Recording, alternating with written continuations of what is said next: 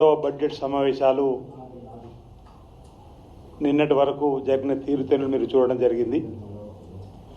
ప్రజాస్వామ్య పంతాలో ప్రజా సమస్యలు పరిష్కారమే వేదికగా మా గౌరవ ముఖ్యమంత్రి శ్రీ రేవంత్ రెడ్డి గారి నాయకత్వంలో జరిగినటువంటి అంశంలో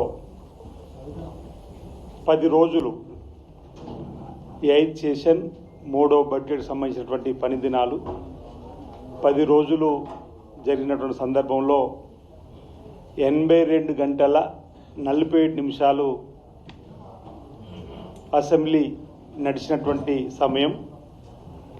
ఈ సందర్భంగా సభ్యుల నుండి శాసనసభకు 590 ప్రశ్నలు రావడం జరిగింది.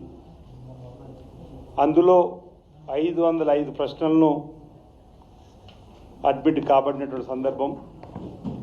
చర్చలో ప్రశ్నోత్తరాల సమయంలో 42 ప్రశ్నలకు సంబంధించి సమాధానాలు, వాటికి సంబంధించినటువంటి జవాబులు గౌరవ మంత్రివర్ల ద్వారా వారికి అందివ్వడం జరిగింది. మిగతా వాటికి రిటర్న్గా జవాబు ఇచ్చేటువంటి సందర్భాన్ని కూడా తీసుకోవడం జరిగింది. ఇందులో మొత్తం ప్రసంగాలు శాసనసభ్యులకు సంబంధించి 125 రావడం జరిగింది. ప్రధానంగా ప్రజలకు ఉపయోగపడే విధంగా, పేద ప్రజలకు ఉపయోగపడే విధంగా, సమాజానికి ఉపయోగపడే విధంగా 11 బిల్స్ను ప్రవేశపెట్టడం జరిగింది. ఇందులో 10 బిల్లులు శాసనసభలో పాస్ కావడం,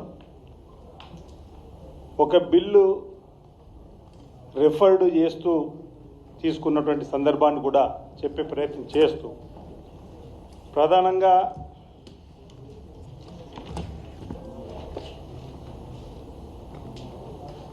ఈ 82 గంటల 47 నిమిషాలకు సంబంధించినటువంటి దానిలో ఎవరెవరు ఏ సమయం తీసుకున్నారని చెప్పంటే, కౌన్సిల్స్లో కౌన్సిల్ ఆఫ్ మినిస్టర్స్ తీసుకున్న సమయం 34 గంటల 13 నిమిషాలు, ఇండియన్ నేషనల్ కాంగ్రెస్ 13 గంటల 25 నిమిషాలు, బీఆర్ఎస్ పార్టీ 16 గంటల 12 నిమిషాలు, భారతీయ జనతా పార్టీ 9 గంటల 13 నిమిషాలు, ఎంఐఎం 5 గంటల 22 నిమిషాలు, సిపిఐ 4 గంటల 22 నిమిషాలు. ఇందులో మాట్లాడితే హరీష్ రావు గారు పార్టీ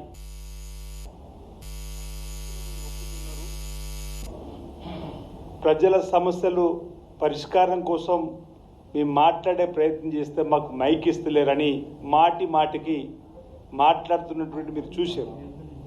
హరీష్ రావు గారు కానీ, కేటీఆర్ కానీ, బీఆర్ఎస్ సంబంధించిన వాళ్ళు కానీ, మా గౌరవ శాసనసభ స్పీకర్ ప్రసాద్ కుమార్ గారు అవకాశం ఇస్తే ప్రజా సమస్యల పరిష్కారానికి ఉపయోగపడే విధంగా కాకుండా ఫక్తు రాజకీయ కోణంలో విద్వేషాలను రేకెత్తించే విధంగా ప్రతిదీ పచ్చి అబద్ధాన్ని మాట్లాడి రాష్ట్ర శాసనసభ వేదికగా ప్రజలను డైవర్ట్ చేసే విధంగా మాట్లాడేటువంటి మాటలు, ఓపై పద్దులపైన మాట్లాడేటువంటి సందర్భం కానీ, బిల్లులకు సంబంధించిన సమస్య పైన కానీ, గవర్నర్ గారి ప్రసంగం పైన ధన్యవాదాలు చెప్పే కార్యక్రమం కానీ, వారు ప్రతిదీ అబద్ధాన్ని ప్రచారం చేసే క్రమంలో మేము ఎంత చెప్పినా వినకుండా వారు చేసినటువంటి తీరుతెన్నుల్లో మాకు మైక్ ఇవ్వలేరు, మాకు మాట్లాడే అవకాశం ఇవ్వలేరు చెప్పని దాని సందర్భంలో ఇప్పుడు మీకు చెప్పినటువంటి సందర్భం 16 గంటల 12 నిమిషాలు బీఆర్ఎస్ పార్టీ శాసనసభ్యులకు అవకాశం వస్తే ఐఎన్సీకి 13 గంటలే వచ్చిన సందర్భంలో మనకు ఇక్కడ లీడర్ ఆఫ్ ది హౌస్ గౌరవ ముఖ్యమంత్రి రేవంత్ రెడ్డి గారు 4 గంటల 26 నిమిషాలు మాట్లాడిన సందర్భం, లీడర్ ఆఫ్ అపోజిషన్ నిల్ కేసీఆర్ గారి సభకు రాలేరు, సెకండ్ కూడా మాట్లాడే అవకాశం లేదు. అంటే శాసనసభలో ప్రతిపక్ష నాయకుడు ఉన్నటువంటి కేసీఆర్ గారు ఈ 10 రోజులలో 82 గంటల 40 నిమిషాలు మాట్లాడిన దానిలో వారి నుంచి ఒక్క సూచన కానీ పలుకు కానీ లేదని చెప్పే ప్రయత్నం చేస్తూ, ఈ 8th సెషన్లో వారు వచ్చింది కేవలం వారి శాసనసభ కేసీఆర్ గారిది శాసనసభ్యత రద్దు కాకుండా ఉండడానికి రావడం, ఆధార్ పట్టికలో సంతకం పెట్టడం, అసెంబ్లీలో కూర్చోవడం, పట్టుమని 10 సెకండ్లు 10 నిమిషాలు కాకముందే లేచిపోవడం అనేది జరిగింది. మీరందరూ కూడా చూశారంటే ఈ శాసనసభలో ప్రతిపక్ష నాయకుడు ప్రజలకు సంబంధించిన సమస్యలపైన ఒక్క మాట కూడా పల్లెత్తు మాట కూడా మాట్లాడలేదని నిదర్శనంగా చెప్పే ప్రయత్నం చేస్తూ ఈరోజు బీజేపీకి సంబంధించిన ఫ్లోర్ లీడర్కు 3 గంటల 28 నిమిషాల అవకాశం వచ్చింది. అదేవిధంగా సిపిఐ ఫ్లోర్ లీడర్కు 4 గంటల 22 నిమిషాలు. ఈ విధంగా ప్రజా సమస్యలను మరి మాట్లాడే అవకాశాన్ని వీళ్ళు తీసుకోవడం జరిగింది. ఇక్కడ ఒక విషయాన్ని చెప్పడానికి కోసం ప్రయత్నం చేస్తూ ఉన్నా.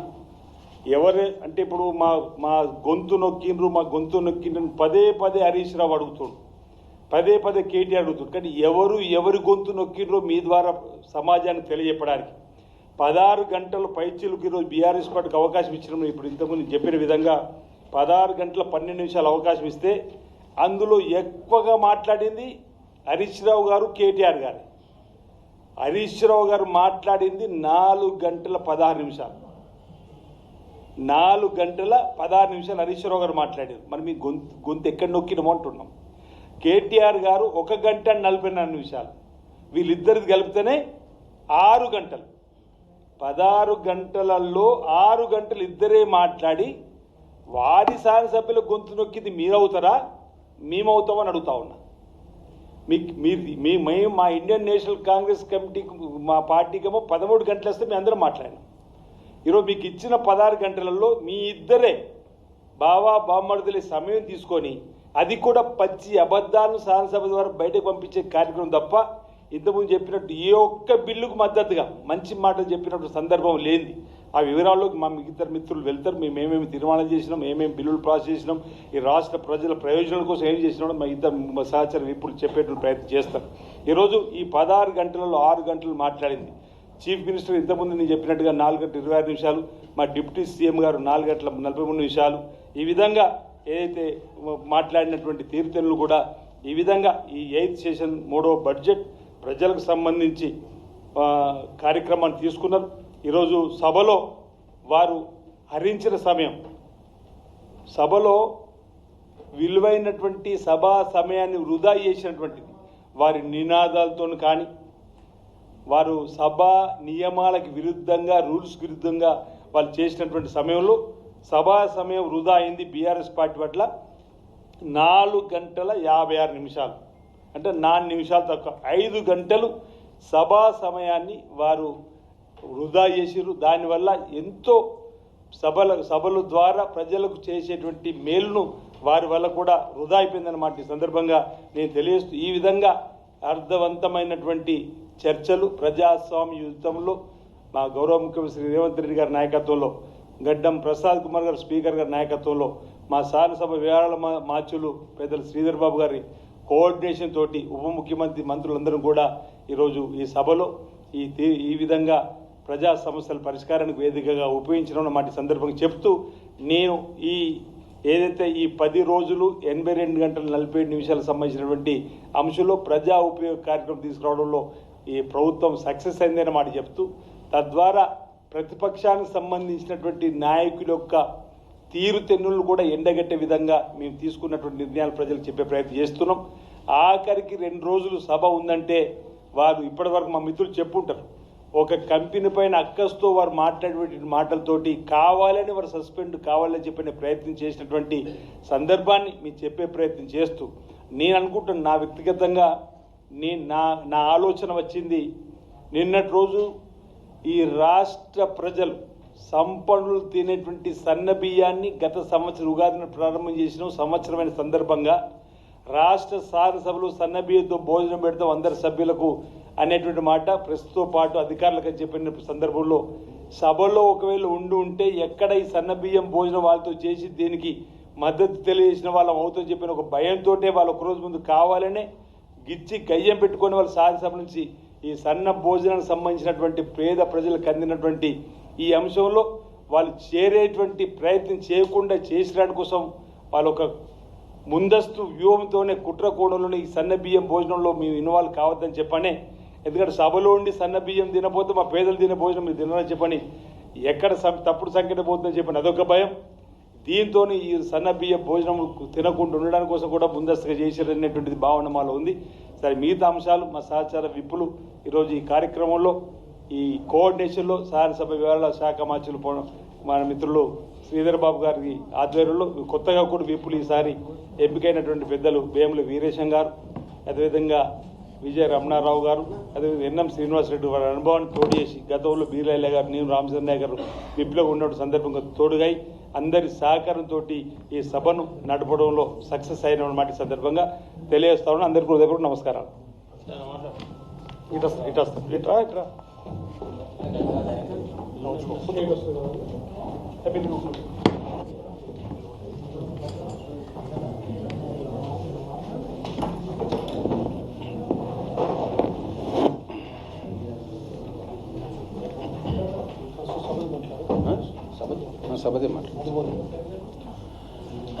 మీడియా మిత్రులకు నమస్కారం, మా తోటి పిప్పులందరికీ కూడా నమస్కారం.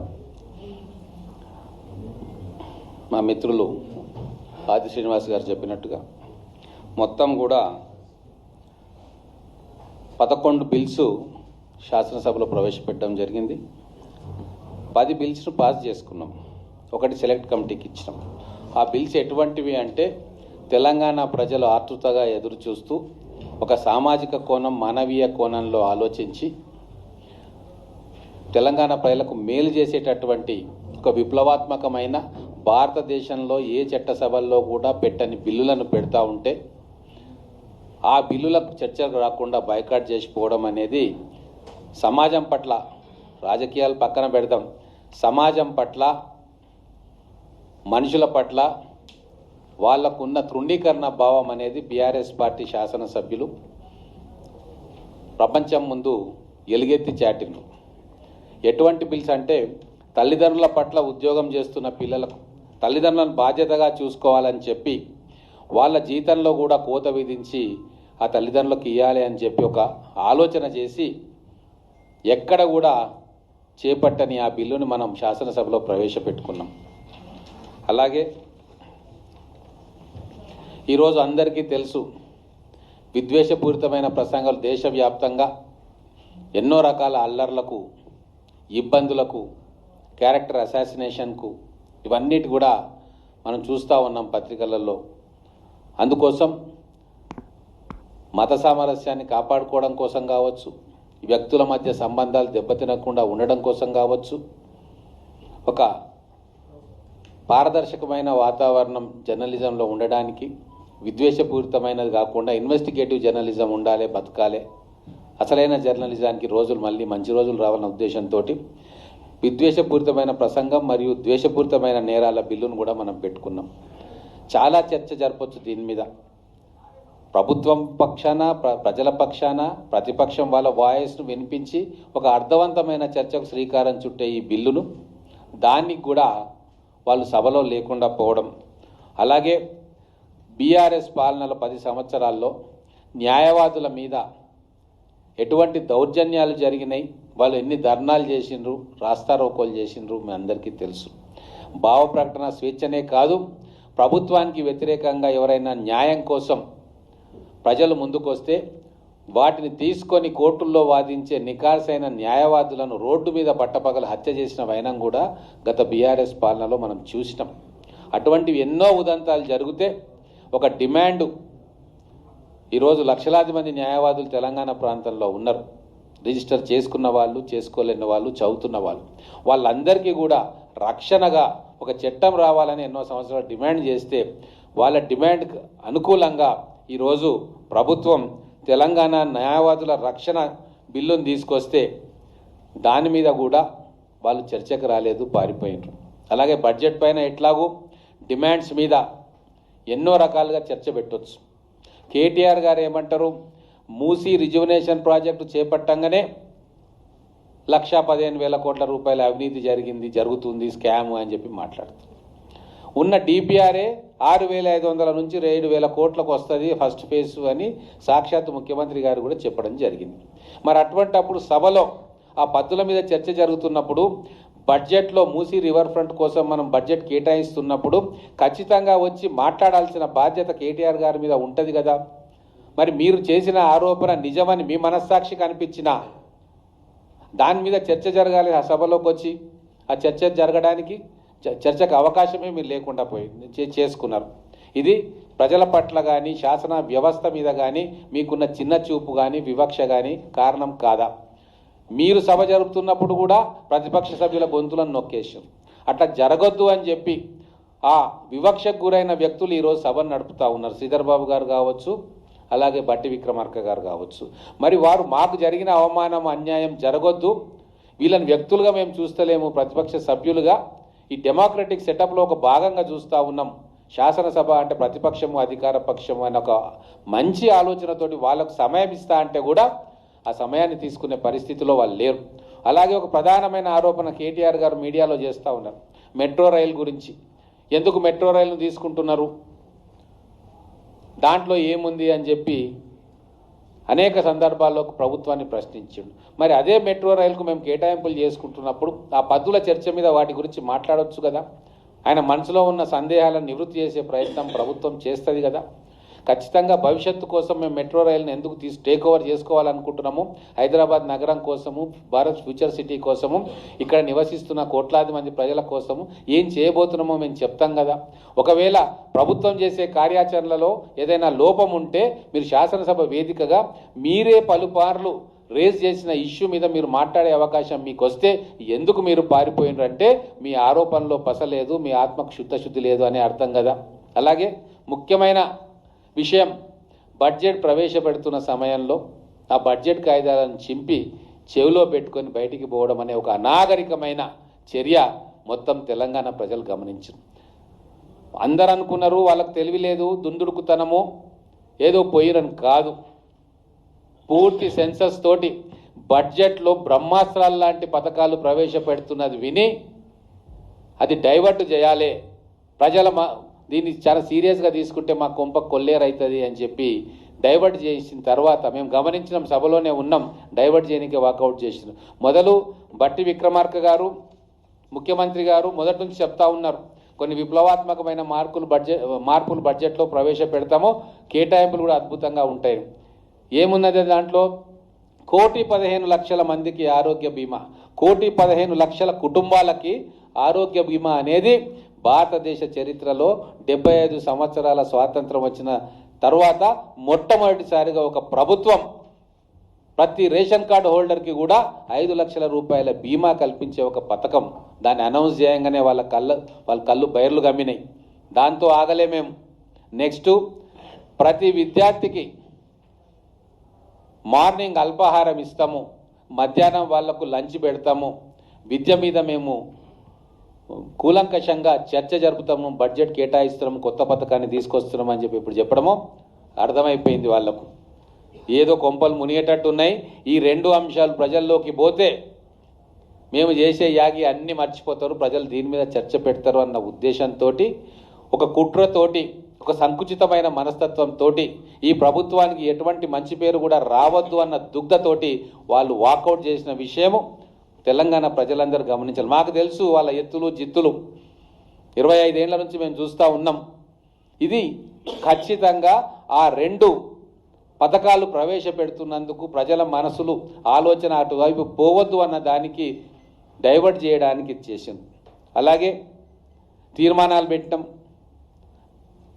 మెట్రో రైలు ఎల్ఎన్టీ నుంచి రాష్ట్ర ప్రభుత్వం స్వాధీనం గురించి చర్చ జరపలేం.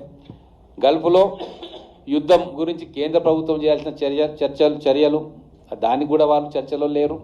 గడ్డి మందు నిషేధం గురించి తీర్మానం పెట్టినాం. ఈరోజు గ్రామాల మా విజయరమణారావు గారు మాట్లాడినారు, ఇంకా మిగతా శాసనసభ్యులు మాట్లాడినారు. ఆత్మహత్యలు జరుగుతూ ఉన్నాయి, దాంతో కుటుంబాలు విచ్ఛిన్నం అవుతూ ఉన్నాయి. మరి అటువంటి ప్రతిరోజు వచ్చి రైతుల కోసం మేము అది చేసినామని చెప్పుకునేటోళ్ళు ఆ రైతు కుటుంబాలలో జరుగుతున్న ఆత్మహత్యల గురించి ఒక తీర్మానం పెడుతున్నప్పుడు దానికి మద్దతుగానో వ్యతిరేకంగానో వచ్చి శాసనసభలో మీ గళాన్ని విలిపించే కనీస బాధ్యత ప్రతిపక్ష సభ్యులకు ఉండాలి. గౌరవ హరీష్ రావు గారికి, కేటీఆర్ గారికి ఆ బాధ్యత ఉంటుంది కదా. మరి ఎందుకు ఆ బాధ్యతను విస్మరించి మీరు పారిపోయిన సభ నుంచి ఇన్ని రకాలుగా శాసనసభను అవహేళన చేస్తూ, శాసనసభలో మేము పాల్గొనం అని చెప్తూ, మేము బయట విమర్శ చేస్తాం కానీ శాసనసభలో మేము మాట్లాడము, మా నోరు కట్టేసుకుంటాము అని చెప్పుకుంటూ కేవలం ఎంత విచిత్రమైన పరిస్థితి అంటే తెలంగాణ ప్రజలు, మీడియా మిత్రులు గమనించాలి. మైనింగ్ లీజుల మీద అదొక రొటీన్ కార్యక్రమం. వందల మంది వ్యాపారస్తులు ఈరోజు మైనింగ్ దాంట్లో ఉన్నారు. మైనింగ్ వ్యాపారాలు చేసుకుంటూ వందల కంపెనీలు ఉన్నాయి, ప్రతి దగ్గర ఉన్నాయి. దాంట్లో అధికారులు కావచ్చు, డిపార్ట్మెంట్లు కావచ్చు, చూడడము, తనిఖీ చేయడము, నోటీసులు ఇవ్వడం అనేది సర్వసాధారణం. రోడ్డు మీద మనం బైక్ వేసుకొని వెళితే ట్రాఫిక్ చాలాన్లు వేయడం ఎంత సర్వసాధారణమో, మైనింగ్ ఇండస్ట్రీలో లీజుల విషయంలో ఏదైనా ఎక్సెస్ ఉన్నదా లేదా అని చెప్పి ఎప్పటికప్పుడు చెక్ చేసుకుంటూ నోటీసులు ఇవ్వడం అనేది సర్వసాధారణం. ఇది అందరికీ తెలిసిన విషయమే. దాన్ని ఏదో ఒక దాన్ని తీసుకొచ్చి దాన్ని సాకుగా చూపించి మొత్తం సభను స్తంభింపజేయాలి అని చెప్పి ఒక ఆలోచన చేయడం అనేది, ఒక కుట్రపూరిత ఆలోచన చేయడం అనేది ప్రభుత్వాన్ని బదనాం చేయడం ఒకటి. ప్రభుత్వం చేస్తున్న మంచి పనులు, ఈ బడ్జెట్లో ప్రవేశపెడుతున్న మంచి పథకాలను డైవర్ట్ చేసి వాళ్ళ అవినీతిని కప్పిపుచ్చుకోవడానికి.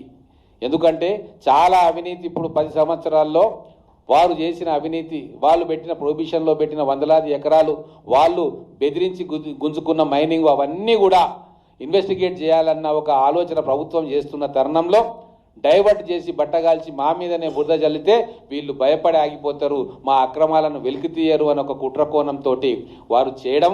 దానికి రేవంత్ రెడ్డి గారు కానీ మిగతా మంత్రులు ఫ్లోర్ ఆఫ్ ద హౌస్, మీరు ఇట్లా మమ్మల్ని బ్లాక్మెయిల్ చేయలేరు, ప్రతి ఒక్కటి 10 సంవత్సరాల్లో మీరు చేసిన అక్రమాలను వెలికి తీస్తాం, సిబిసిఐడి ఎంక్వైరీ చేపిస్తాం అనడం అనేది మా చిత్తశుద్ధికి, మా పారదర్శకతకు నిదర్శనం. అందుకే లాస్ట్కు కొసమేర్పుగా పార్లమెంటులో జలవనరుల శాఖ మంత్రులు స్పష్టంగా ప్రశ్నోత్తరాలకు జవాబులు ఇస్తూ ప్రశ్నలకు, కాళేశ్వరం అనేది అవినీతితో కూడుకున్నది, దానివల్ల 1 ఎకరానికి ఉపయోగం లేదు, అదొక వేస్ట్ ప్రాజెక్టు, దాంట్లో పెట్టిన డబ్బులన్నీ కూడా మునిగిపోయినాయి అని చెప్పి పార్లమెంటు వేదికగా కేంద్ర మంత్రి గారు అన్న తర్వాత ఇక ఏ ముఖం పెట్టుకొని మీరు ప్రజాక్షేత్రంలో ఉంటారు, ఏ ముఖం పెట్టుకొని కాంగ్రెస్ పార్టీ మీద బురద జల్లే కార్యక్రమం చేస్తారు? ఒక్కసారి మీరు ఆలోచన చేయండి.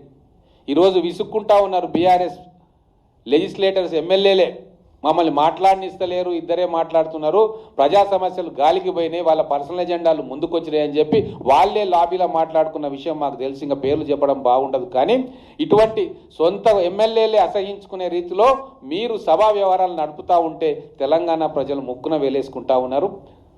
కనీసం వచ్చే అసెంబ్లీ సెషన్స్కైనా మీరు మన స్వచ్ఛమైన మనసుతోటి ప్రజల కోసం పనిచేద్దామన్న ఆలోచనతోటి రావాలని చెప్పి, ఆ మనసును, ఆ సంకల్పాన్ని భగవంతుడు మీకు ఇవ్వాలని చెప్పి మనస్ఫూర్తిగా కోరుకుంటా ఉన్నాం. ధన్యవాదాలు. కానీ మాట్లాడినాక 1 by 1 మాట్లాడు. ఇక్కడ వస్తారా? అక్కడ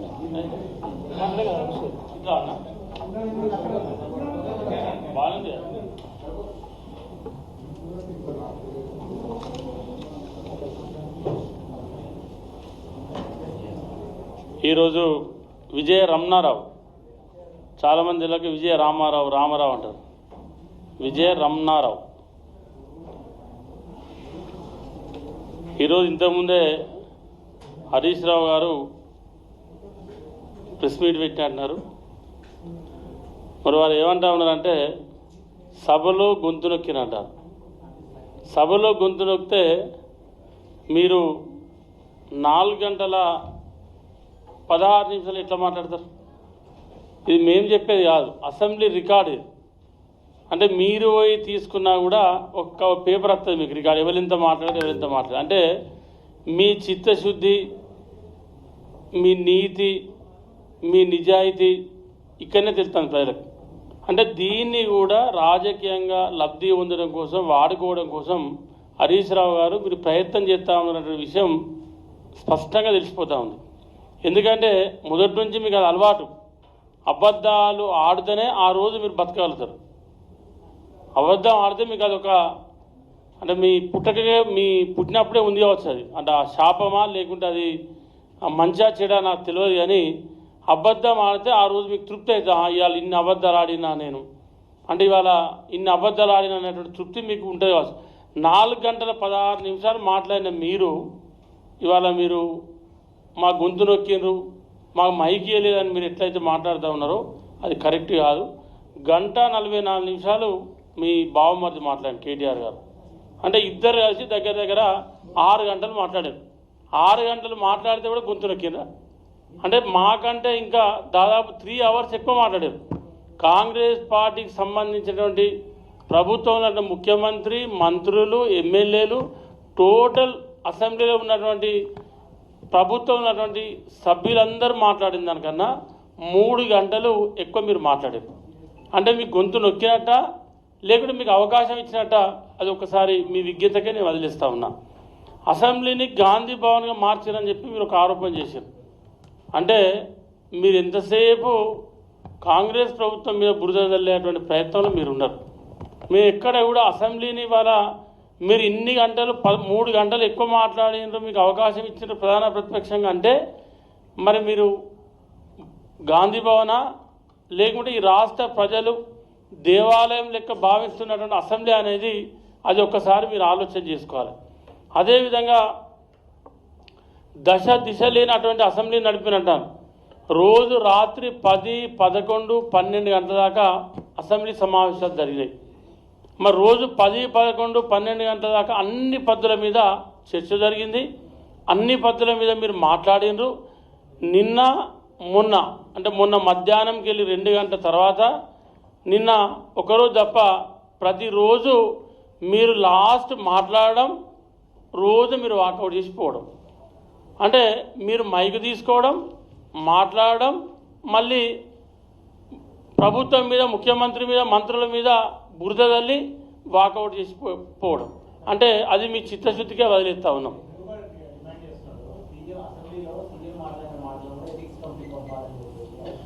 ఇప్పుడు అసెంబ్లీలో సీఎం అంతకుముందు 10 ఏళ్ళ కేసీఆర్ గారు వాళ్ళ సొంత మామ, కేటీఆర్ గారు నాన్న వాళ్ళు మాట్లాడిన అప్పుడు రికార్డులు తీసి అవి ఎథిక్స్ కమిటీ పంపిద్దాం, ఇవి పంపిద్దాం. ఆ రోజు వారు కూడా అసెంబ్లీలో ఏం మాట్లాడినరో ఈ రాష్ట్ర ప్రజానికం చూసారు. బహిరంగ సభలలో కేసీఆర్ గారు ఏం మాట్లాడినరో ఈ రాష్ట్ర ప్రజానికం చూసారు. ఈ మధ్య కాలంలో కేటీఆర్ గారు వల్గర్గా నోటికి ఏదైతే అదే ఏం మాట్లాడినో ఈ రాష్ట్ర ప్రజలందరూ చూశారు. కాబట్టి ఇది ప్రజలు గమనిస్తూ ఉన్నారు. ప్రజలు గమనించే పార్లమెంట్ ఎలక్షన్లో గుండు సున్నా ఇచ్చారు. ప్రజలు గమనించే జూబ్లీస్ ఎన్నికలు వస్తే అందులో ఏదో చేసి గెలిచారు వాళ్ళని చెప్పారు. సర్పంచ్ ఎన్నికలలో దాదాపు 60%, 70% కాంగ్రెస్ పార్టీ బలపరిచిన అభ్యర్థులకు వెళ్తే అది పార్టీ గుర్తు కాదు, రేపు పార్టీ గుర్తు అయితే మా తడాక చూస్తూ ఉన్నారు. మళ్ళీ పార్టీ గుర్తు మున్సిపల్ ఎన్నికలు వస్తే 98 మున్సిపల్ ఇవాళ కార్పొరేషన్లను కలుపుకొని కాంగ్రెస్ పార్టీ కైవసం చేసుకుంది. మరి అందులో కూడా మీకు ఏం జరిగిందో ఈ రాష్ట్ర ప్రజలు తీర్పిచ్చారు. ఇవాళ ఏదైనా మనం ఎన్నికలే కులమానం ఒక పార్టీకి. ప్రతి ఎన్నికలలో కూడా ప్రజలు మీకు బుద్ధి చెప్పారు. అయినా కూడా మీకు బుద్ధి ఎత్తలేదంటే, మీకు అయినా కూడా మీకు జ్ఞానోదయం కలుగుతుందంటే అది రాష్ట్ర ప్రజలందరూ కూడా మమ్మల్ని గమనిస్తూ ఉన్నారు, మిమ్మల్ని గమనిస్తూ ఉన్నారు. ఇవన్నిటి మీద కూడా ప్రజల ఆలోచన ఏముందో ఇప్పటికే మనకు స్పష్టంగా అర్థమైంది. అదేవిధంగా సిట్టింగ్ జడ్జితోని మైన్స్ మీద విచారణ జరపాలి, హౌస్ కమిటీ చేయాలని చెప్పి మీరు మాట్లాడారు. ఇలా సిట్టింగ్ జడ్జి అయినా హౌస్ కమిటీ అయినా ఇవాళ సిబిసిఐడితోని విచారణ జరిపిస్తామని చెప్పి ముఖ్యమంత్రి గారు అసెంబ్లీ సాక్షిగా ప్రకటన చేశారు. నేను అడుగుతా ఉన్నా, దానికి మీరు ఎందుకు ఒప్పుకుంటలేరు? ఇవాళ కవిత కేసులు ఉన్నప్పుడు బావా బామ్మలు ఇద్దరు బీజేపీ నాయకుల కాళ్ళు పట్టుకోవడానికి ఢిల్లీకి 100 సార్లు చక్కర్లు కొట్టిరా లేదా? మీరు 100 సార్లు తిరిగిందా లేదా? మీరు మళ్ళీ మీ ఆస్తుల పంపకంలో ఇవాళ మీకు తేడా ఇచ్చి మీకు పంచుకునే కాడ తేడాలు వచ్చి ఇవాళ ఆమె మీ పార్టీకి వెళ్ళి బయటకు వెళ్ళిపోయింది. అది కేవలం ఈ రాష్ట్రాన్ని దోసుకునే డబ్బులు పంచుకోవడం కోసమే మీ కొట్లాటంతా. అది ప్రజల కోసం కాదు, ప్రజలను ఉద్ధరించడం కోసం కాదు, ప్రజలను ఏదో బాగు చేస్తున్నటువంటి ఆలోచన కోసం మీరు చేసే కార్యక్రమం కాదు. కాబట్టి ఇవన్నీ కూడా ప్రజలు గమనిస్తూ ఉన్నారు. అదేవిధంగా ఇవాళ కేరళ ఎన్నికల కోసం అని మీరు మాట్లాడుతూ ఉన్నారు. మీరు గతంలో అసెంబ్లీ బడ్జెట్ సమావేశాలు ఎన్ని రోజులు పెట్టినది మీరు రికార్డులు చూసుకోరు, ఎన్ని గంటలు నడిపిననేది మీరు రికార్డులు చూసుకోరు, ఎన్ని రోజులు నడిపినారు, ఎన్ని గంటలు మీరు నడిపిన అనేది మీరు ఒకసారి రికార్డులు చూసుకొని ప్రతిపక్ష కాంగ్రెస్ పార్టీకి కూడా మీరు ఎన్ని గంటలు మీరు మాట్లాడించారో ఒకసారి రికార్డులు తీసి ఆ పేపర్లు పట్టుకొని మీరు అప్పుడు ఎల్ఏ మినిస్టర్ కూడా పనిచేసిన హరీష్ రావు గారు మీరు అది మాట్లాడితే బాగుంటుంది. కానీ మీరు దాన్ని పక్కకు పెట్టి మీరు గతంలో 10 ఏళ్ళు అసెంబ్లీ నడిపినప్పుడు ప్రధాన ప్రతిపక్షంగా కాంగ్రెస్ పార్టీకి ఏం అవకాశాలు ఇచ్చిండ్రు, అసెంబ్లీలో ఎన్ని గంటలు మాట్లాడించిండ్రో ఒక్కసారి మీరు ఆలోచన చేసుకోరు. ఆలోచన చేసిన తర్వాత మీరు మా మీద ఆరోపణ చేస్తే మేము స్వీకరిస్తాం. కానీ మీరు చేసిన తప్పులు కప్పిపుచ్చుకోవడం కోసం, మీరు చేసిన విధానాన్ని ప్రజల నుండి డైవర్ట్ చేయడం కోసం ఇవాళ మీరు మా మీద బురద తల్లేటువంటి ప్రయత్నం చేస్తూ ఉన్నారు. ఇప్పుడు ఏదైతే ఇవన్నీ రికార్డులు మేము మాట్లాడినాం, మేమేదో వట్టిగా మీ లెక్కట్టి గాలికి మాట్లాడతలేము. మిమ్మల్ని ఇవాళ సత్యదూరమైనటువంటి మాటలు, అబద్ధాలు చెప్పి మిమ్మల్ని ఏదో మభ్యపెట్టేటువంటి ప్రయత్నం, ప్రజల ఆలోచనను మేము డైవర్ట్ చేసే ప్రయత్నం చేస్తున్నాం మీ లెక్క. అదేవిధంగా ఇవాళ రోజు కూడా అసెంబ్లీ ఇవాళ టీ బ్రేక్ కానీ లంచ్ బ్రేక్ కానీ మరి అక్కడ ఉన్నటువంటి సమయాన్ని బట్టి ఇవాళ స్పీకర్ గారు ఇచ్చారు. ఇవాళ ఒక అత్యున్నతమైనటువంటి స్పీకర్ను అగౌరవపరిచే విధంగా ఇవాళ మీరు 4 గంటలు 2 గంటలు 3 గంటలు అని చెప్పి వాయిదా వేసుకున్నారని చెప్పి ఇవాళ మీరు మాట్లాడుతూ ఉన్నారు. అంటే ఒక దళిత స్పీకర్ అని చెప్పి ఇవాళ 16 గంటలు, అంటే మాకన్నా ఇంకా 3 గంటలు బీఆర్ఎస్ ప్రతిపక్షం ఎక్కువ మాట్లాడి, అంటే స్పీకర్ గారు అవకాశం ఇస్తేనే కదా ఇవాళ మీరు మాట్లాడింది. అంటే ఆనాడు భట్టి గారు ఒక దళితుడైనటువంటి ప్రతిపక్ష నాయకుడు ఉంటే ఆనాడు మా ఎమ్మెల్యేలను కొనుక్కొని మరి ప్రతిపక్ష నాయకుడి నుండి ఆనాడు భట్టి గారిని దించేదాకా ఆనాడు మీకు కానీ ఆ నాన్న కేసీఆర్ గారికి మనసు రావట్లేదు. ఇవాళ మళ్ళీ ఒక దళితుడైనటువంటి స్పీకర్ ఒక అత్యున్నతమైనటువంటి పదవిలో ఉండి స్పీకర్ కుర్చీలో కూర్చుంటే ఇలా ఆయన అవమానపరిచే విధంగా ఇవాళ మీరు ఇంతకుముందు ప్రెస్ మీట్ పెట్టి మాట్లాడారు.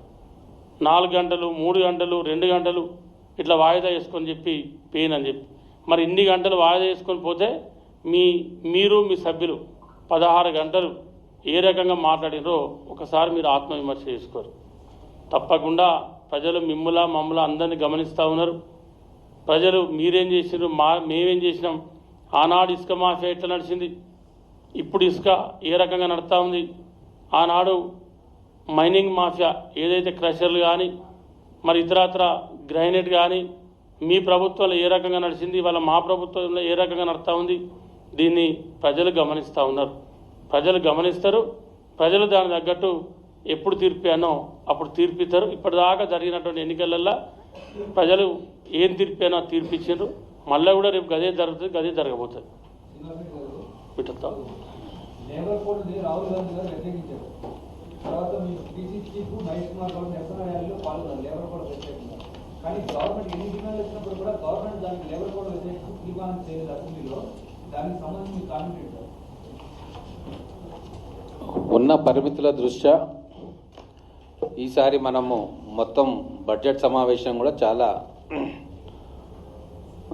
అనేక సమస్యల మీద చర్చ జరిగింది. తర్వాత బడ్జెట్ అనేది ఒక విస్తృతమైన చర్చలు జరుగుతాయి. ఇన్ని డిపార్ట్మెంట్లు, ఇన్ని పద్దులు, కేటాయింపులు, ప్రతిపక్షాలకు ఛాన్స్ ఇవ్వాలి, వీటన్నిటి మీద చర్చ జరుపుకుంటూ మధ్యలో అనవసర టాపిక్స్ ప్రతిపక్ష సభ్యులు తీసుకురావడం, దాని మీద సభ గందరగోళం కావడం, అలాగే ఒక సీనియర్ శాసనసభ్యుని మీద అందరం గౌరవించే గడియం శ్రీహరి గారి మీద వల్గర్గా సంజ్ఞలు చేస్తూ విచిత్రకరమైన ప్రవర్తన చేసిన బీఆర్ఎస్ సభ్యులు, ఆ అంశం కూడా తెరపైకి రావడం, వీటన్నిటితోటి సమయాభావం లేక చాలా తీర్మానాలు మేము చేసుకున్నాం. గతంలో అనుకొని చేయాల్సిన అన్నీ చేసుకున్నాం. మీరు అనుకున్నది కూడా రాబోయే రోజుల్లో ఖచ్చితంగా దాని ఇంపార్టెన్స్ దానికి ఉంటుంది. ఖచ్చితంగా అప్పుడు నిర్ణయం తీసుకొని దాని గురించి మాట్లాడతాం.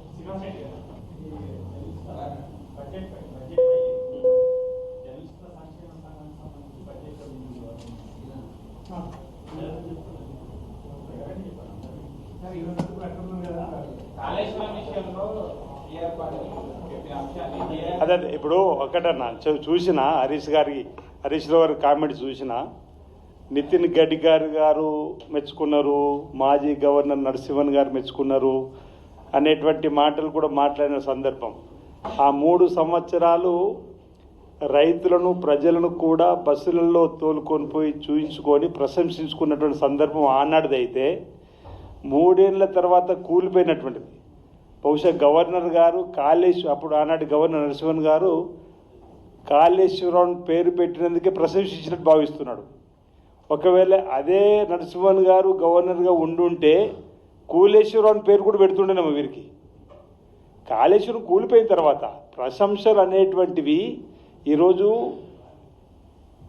నాగార్జున సాగర్, శ్రీశైలం, జూరాల, కడియం, శ్రీరామ్ సాగర్, ఎల్ఎండి, ఎంఎండి, ఈ విధంగా చెప్పుకుంటూ అనేక ప్రాజెక్టులు జవహర్లాల్ నెహ్రూ ప్రధానమంత్రి గారి నుంచి, ఇందిరాగాంధీ గారు ప్రధానమంత్రి నుంచి, జలయజ్ఞం తర్వాత పేరిట రాజశేఖర్ గారు తీసుకున్నటువంటి వరద కాలువ లాంటి కార్యక్రమాలు కానీ, ఇప్పుడు రేవంత్ రెడ్డి గారు వచ్చిన తర్వాత తీసుకున్న కార్యక్రమాల ద్వారా ఎల్లంపల్లి ప్రాజెక్టు కూడా పూర్తయిన సందర్భంలో ఏ విధంగా సేవలు అందిస్తున్నాయి. మీరు కట్టినటువంటి కాళేశ్వరం ఏదైతే కూలిందనేటువంటి అంశం ప్రజలు చూసిన తర్వాత ఇంకా దాన్ని పట్టుకోండి. మీరు ఇంత ఇంత సాగునీరు ఎలా వస్తుంది అనేటువంటి మాట ఎల్లంపల్లి ద్వారా కదా చుక్క నీరు ఈ ప్రభుత్వం వచ్చిన తర్వాత వ్యవసాయానికి సంబంధించినటువంటి సాగునిచ్చేటప్పుడు చుక్క నీరును ఏదైతే ఇప్పుడు మీరు అంటున్నటువంటి ప్రాజెక్ట్ నుంచి తీసుకోకుండా ఎల్లంపల్లి ద్వారా ఎత్తిపోస్తుంది కదా. ఈరోజు దేశంలోనే రికార్డు స్థాయిలో పంటలు పండించిన రైతులు చెప్పినా ఇంకా అదే పాట పాడేటువంటి ప్రయత్నం, పచ్చి అబద్ధాలు. కాళేశ్వరం లేకపోతే ఈరోజు మేడిగడ్డ, అన్నారం, సుందిల దగ్గర నుంచి చుక్క నీరు ఎత్తిపోసినామండి. రికార్డు చూస్తే తెలుస్తుంది కదా. అక్కడ ఉన్నటువంటి పంప్ హౌజులు మునిగిపోయినాయి, అక్కడ కరెంటు కూడా సరఫరా లేని సందర్భము, లోకం కోడై కూసింది. ఈరోజు అవినీతి, అక్రమాలు, నాణ్యత లేని కట్టడాల వల్ల ఈ రాష్ట్రానికి సంబంధించిన సంపదను అంతా కూడా విధ్వంసం చేసి ఈరోజు ఇబ్బందికరమైన పరిస్థితి తీసుకొచ్చినటువంటి బీఆర్ఎస్ పార్టీ అని చెప్పాలి. ఈరోజు మళ్ళీ వారే గాంధీ భవన్ అనేటువంటి మాట మాట్లాడారు. అసలు ఆ 10 ఏళ్ళు అసెంబ్లీని బీఆర్ఎస్ భవన్కు మార్చుకున్నారు కదా. అసలు ఆ రోజు ఆ 10 ఏళ్లలో శాసనసభ సమావేశాలు తీరుతెన్నులు చూద్దాం. ఈ 2 సంవత్సరాలు 3 మాసాలలో ఉన్నటువంటి అసెంబ్లీ తీరుతెన్నులు చూద్దాం. ఈరోజు ప్రజాస్వామ్య పద్ధతిలో మా గౌరవ ముఖ్యమంత్రి రేవంత్ రెడ్డి గారి సభానాయకుడి నాయకత్వంలో ఓవైపు ఉప ముఖ్యమంత్రి గారు కానీ, శాసనసభ వ్యవహారాల శాఖ మంత్రులు కానీ సందర్భోచితంగా వాళ్ళు మాట్లాడడానికి కూడా అవకాశం ఇచ్చినారు. ఇప్పుడు ఇంతమంది సమయం ఎవరెన్ని గంటలు మాట్లాడుకు చెప్పినాం. ఆ 10 ఏళ్ళలో చూద్దాం. దశ దిశ లేదని చెప్పనే కదా మాట్లాడు. దశ దిశ నిర్దేశించుకొని సభ నడుస్తూ ఉంది. ఈరోజు తెలంగాణను అన్ని రంగాల్లో కూడా ముందుకు పరిగెత్తించాలని చెప్పిన లక్ష్యం. 4th సిటీ తీసుకొస్తామంటే కడుపొమ్మంటున్న వాళ్ళకు. ఈరోజు దావోస్కు వెళ్ళినా, లేకపోతే ఇక్కడ అంతర్జాతీయ సదస్సులో బ్రహ్మాండమైన సదస్సు జరిపి పెట్టుబడులకు ఆకర్షితులు వచ్చేటువంటి వారు ఉన్నా కానీ ఏది పంక్తు రాజకీయాలు మాట్లాడడం, అబద్ధాలు మాట్లాడడం నేర్చుకున్నారు తప్ప మరొకటి కాదు. బీసీల పైన కూడా ఎనలేని ప్రేమనోలుగా వస్తూ మాట్లాడింది హరీశ్రావు గారు. అరే మా బీసీలకు 42% రిజర్వేషన్ ఇవ్వడానికి కోసం జరిపిన కులగణలో పాల్గొండి, మీరు మా బీసీల గురించి మాట్లాడతారా అంటున్నా. అరే మీరు బీసీ కులగలు పాల్గొనరు, కేటీఆర్ గారు పాల్గొనరు, కేసీఆర్ గారు పాల్గొనరు. అలాంటి మీరు మా బీసీలకు అన్యాయం జరిగిందని కపట ప్రేమ చూపెట్టడం, మొసలు కన్నీరు గార్చడం మానుకోమనిసింది కోరుతున్నాం. ఈరోజు మా చేతిలో ఉన్నటువంటి చిత్తశుద్ధి నిరూపించి మా స్వతహాగా బీసీ బిడ్డ కాకున్నప్పటికీ రేవంత్ రెడ్డి గారు కామారెడ్డి డిక్లరేషన్లో ఆనాడు వర్కింగ్ ప్రెసిడెంట్, ఈరోజు పీసీ అధ్యక్షుడు హోదాలో ఉన్న మహేష్ కుమార్ గౌడ్ గారి చేత ఏదైతే మీ 42% కట్టుబడి చెప్పని అసెంబ్లీలో బిల్లును ప్రవేశపెట్టి పొన్నం ప్రభాకర్ బిల్లును ప్రవేశపెట్టిండు. ఓసారి బీసీ బిడ్డగాని ఆ బిల్లును ఆమోదింపజేసే విధంగా మాట్లాడే సందర్భంలో అరే కేంద్రం దగ్గరికి వెళ్ళి అడిగితే వస్తుందనే క్రమంలో రమ్మంటే రాని మీరు ఈరోజు మీ జంతర్ మంతర్ దగ్గర మా ముఖ్యమంత్రి, ఉప ముఖ్యమంత్రి అందరూ కూడా ధర్నాలు కూర్చున్నాం.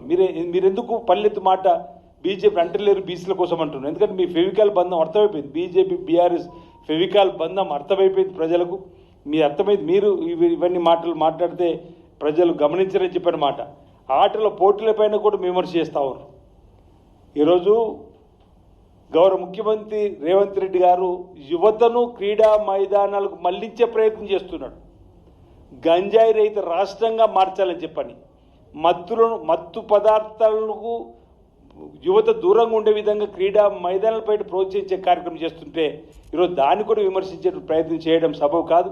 ఈరోజు వాళ్ళు మేము ఆటల పోటీలకు రామని చెప్పంటున్నారు. బహుశా ఫామ్ హౌస్లో అంటే పార్టీలు, క్లబ్లో అంటే పార్టీలు, క్లబ్లో అంటే గిట పబ్ కల్చర్, క్లబ్ కల్చర్కి అలవాటు పడిన వాళ్ళు, ఫామ్ హౌస్ కల్చర్ అలవాటు పడిన వాళ్ళు ఈరోజు యాడ్ల పోటీలకు సంబంధించి కల్చరల్ ప్రోగ్రామ్స్కు దూరంగా ఉండేటువంటి సందర్భంగా కనిపిస్తుంది తప్ప మరొకటి కాదు.